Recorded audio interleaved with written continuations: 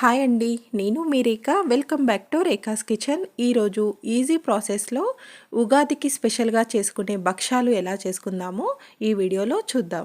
ఈ ప్రాసెస్లో మీరు భక్షాలు చేశారంటే ఫస్ట్ టైం చేసిన వాళ్ళు కూడా పూర్ణం ఫెయిల్ అవ్వకుండా కరెక్ట్గా చేస్తారు. ఇలా మనము భక్షాలు చేయడానికి అన్నీ ఈజీగా చేసేస్తాం, కానీ పూర్ణం చేసేటప్పుడు మనకు పూర్ణం దగ్గర పోతుంది కదా, అలా పోకుండా కరెక్ట్గా ఎలా చేద్దామో ఈ వీడియోలో చూద్దాం.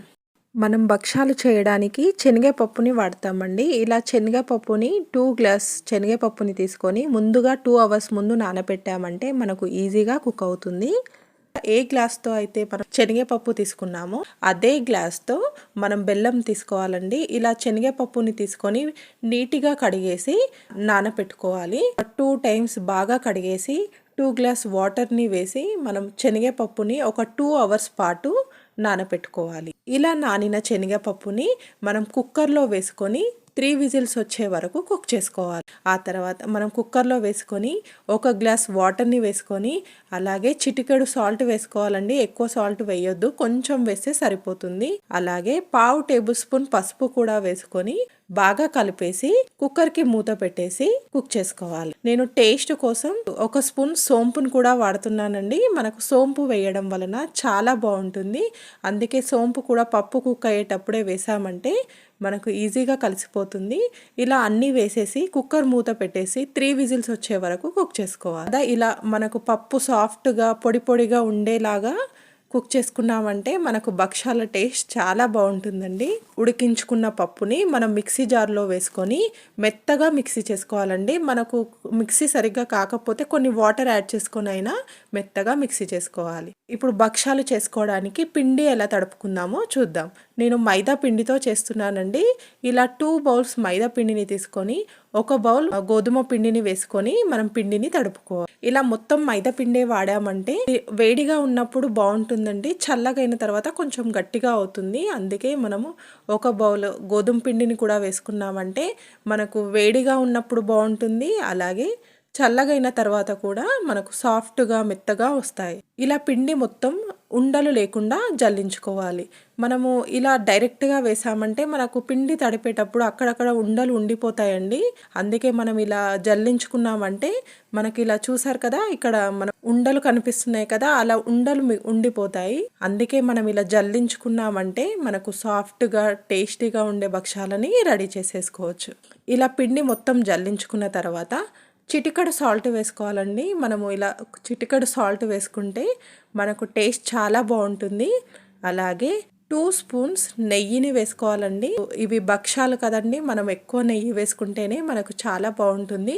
మీరు ఈ నెయ్యి ప్లేస్లో ఆయిల్నైనా వాడచ్చు.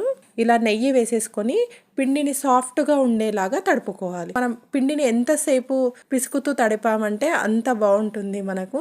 అలాగే పిండి మొత్తం తడిపేసిన తర్వాత 2 టేబుల్ స్పూన్స్ నెయ్యిని వేసుకొని పిండిలో బాగా కలిసేలాగా కలుపుకోవాలి. ఇలా మొత్తం కలిసేలాగా కలుపుకున్నామంటే మనకు పిండి సాఫ్ట్గా అవుతుందండి. మనం ఇలా మొత్తం పిండిని తడిపేసిన తర్వాత పైన 1 స్పూన్ నెయ్యిని వేసుకొని ఒక 10 మినిట్స్ పక్కన పెట్టుకో. ఆ తర్వాత మనకు బెల్లం కావాలి కదండి. బెల్లం ఇలా మనకు ముద్దల్లాగా ఉంటుంది కదా, వీటిని సన్నగా తరుముకుంటే ఈజీగా మెల్ట్ అవుతుంది. మనం అలాగే వేసామంటే మెల్ట్ కావడానికి చాలా టైం పడుతుంది కదా. ఇలా సన్నగా తురుముకున్నామంటే మనకు ఈజీగా బెల్లం మెల్ట్ అవుతుంది. మనం 2 గ్లాసెస్ శనగపప్పు తీసుకున్నాం కదండి, మనం 2 గ్లాస్ శనగపప్పుకి 2 గ్లాసెస్ బెల్లంని తీసుకుంటే మనకు స్వీట్స్ కరెక్ట్గా సరిపోతుంది. ఇలా తురిమిన బెల్లంని ఒక బౌల్లోకి వేసుకొని ఇప్పుడు మనం ఈ బెల్లంని మొత్తం మెల్ట్ చేసుకోవాలి. 2 గ్లాసెస్ శనగపప్పుని తీసుకున్నాం కదా, 2 గ్లాస్ శనగపప్పుకి ఇలా 2 గ్లాస్ బెల్లంని వేసుకున్నామంటే మనకు టేస్ట్ చాలా బాగుంటుంది. ఇలా బెల్లంని మొత్తం కరిగించుకొని కొన్ని వాటర్ని వేసుకొని ఇలా బెల్లంని కరిగించుకో. మనకు బెల్లము అలాగే వేసామంటే కొంచెం గట్టిగా అవుతుందండి, అందుకే కొన్ని వాటర్ వేసామంటే లూజ్గా ఉంటుంది. శనగపప్పుని ఇలా సాఫ్ట్గా ఉండేలాగా మిక్సీ చేసుకోవాలి. ఇలా ముద్దలా ఉండేలాగా మిక్సీ చేసుకుంటే మనకు చాలా బాగుంటుంది.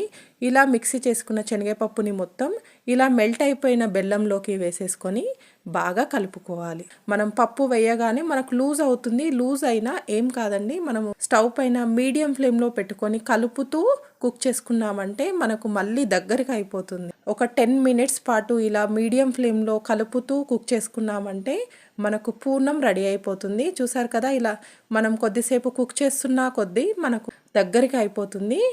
మధ్యలో ఒకసారి మళ్ళీ 2 టేబుల్ స్పూన్స్ నెయ్యి వేసుకొని ఇలా బాగా కలిసేలాగా కలుపుకోవాలి. ఇలా మనం పూర్ణంని ఈజీగా రెడీ చేసేసుకోవచ్చు.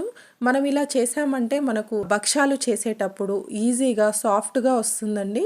ప్యాన్ నుండి సపరేట్ అయ్యే వరకు మనం ఇలా కుక్ చేసుకున్నామంటే చూసారు కదా, ఇలా మనకు ప్యాన్ నుండి సపరేట్ అవుతుంది కదా. ఇలా సపరేట్ అయినప్పుడు మనం తీసేస్తే పూర్ణం రెడీ అయిపోతుంది. ఇలా రెడీ అయిన పూర్ణంని మనం అదే ప్యాన్లో ఉంచామంటే మనకు పూర్ణం గట్టిగా అయిపోతుందండి. అలా గట్టిగా కావద్దు అంటే ఆ పూర్ణంని మరొక బౌల్లోకి మార్చుకోవాలి. మనకు టేస్టీగా ఉండే సాఫ్ట్గా ఉండే పూర్ణం రెడీ అయిపోయింది.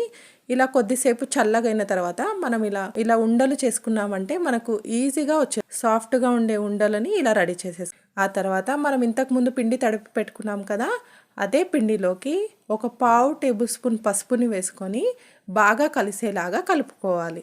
ఇలా పసుపు వేయడం వలన మనకు చాలా బాగుంటుందండి. భక్షాలు సాఫ్ట్గా కలర్ఫుల్గా చాలా బాగుంటుంది.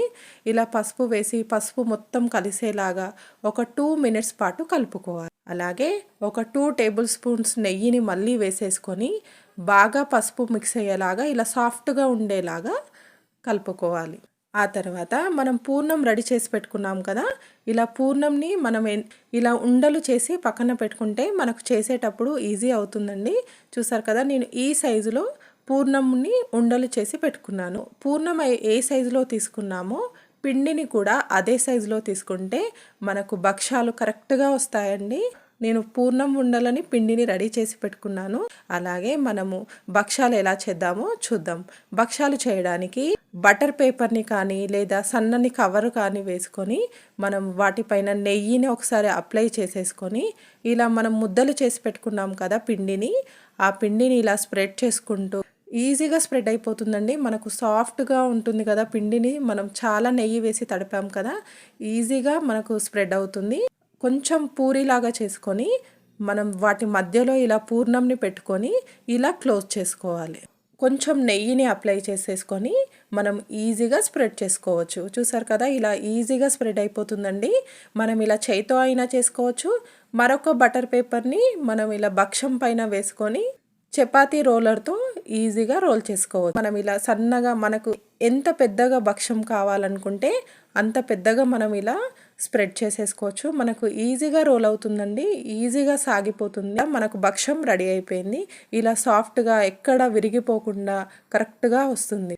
ఇలా రెడీ అయిన భక్షంని మనం స్టవ్ పైన ప్యాన్ పెట్టేసుకొని ఇప్పుడు ఈ భక్షంని వేసేసుకొని మంటని మీడియం ఫ్లేమ్లో పెట్టుకొని కాల్చుకోవాలండి. మనకు ఒక సైడ్ కొద్దిగా కాలిన తర్వాత ఇలా ఒకసారి తిప్పేసి ఒక స్పూన్ నెయ్యిని వేసుకొని మరొక సైడు కాల్చుకోవాలి. మళ్ళీ ఇటు సైడ్ కూడా నెయ్యిని అప్లై చేసేసుకొని బాగా తిప్పుతూ కాల్చుకోవాలి. మీడియం ఫ్లేమ్లో పెట్టుకొని ఇలా తిప్పుతూ ఫ్రై చేసుకున్నామంటే ఈజీగా కుక్ అయిపోతుందండి. చూసారు కదా, సాఫ్ట్గా టేస్టీగా కలర్ఫుల్గా ఉండే భక్షం మనకు రెడీ అయిపోయింది. ఇలా మిగతా భక్షాలు మొత్తం చేసేసుకుంటే మనకు ఈజీగా ఉగాది స్పెషల్ భక్షాలని రెడీ చేసేసుకోవచ్చు. ఏమీ లేదండి, మనం ఈజీగా బటర్ పేపర్ పైన కానీ లేదా సన్నని కవర్ పైన కానీ చేసుకున్నామంటే మనకు ఈజీగా భక్షం రెడీ అయిపోతుంది. రివర్స్లో వేసుకొని అప్పుడు నెయ్యి అప్లై చేసామంటే మనకు భక్షం ఈజీగా కాలిపోతుందండి.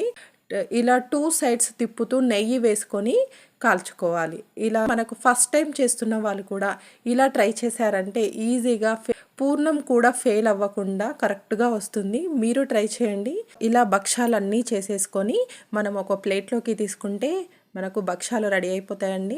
చూసారు కదా, టేస్టీగా ఉండే భక్షాలు రెడీ అయిపోయాయి. మనకు ఇలా భక్షాలు సాఫ్ట్గా టేస్టీగా చాలా బాగుంటాయండి. చూసారు కదా, మనకు చూస్తుంటేనే తెలిసిపోతుంది సాఫ్ట్గా వచ్చాయని. మనకు చక్కగా కుక్ అయిపోయాయి, లోపల కూడా సాఫ్ట్గా చాలా బాగుంటుంది. ఈజీ ప్రాసెస్ అండి, తక్కువ టైంలో ఈజీగా మనం చేసేసుకోవచ్చు. మీరు ట్రై చేయండి. Thank you for watching.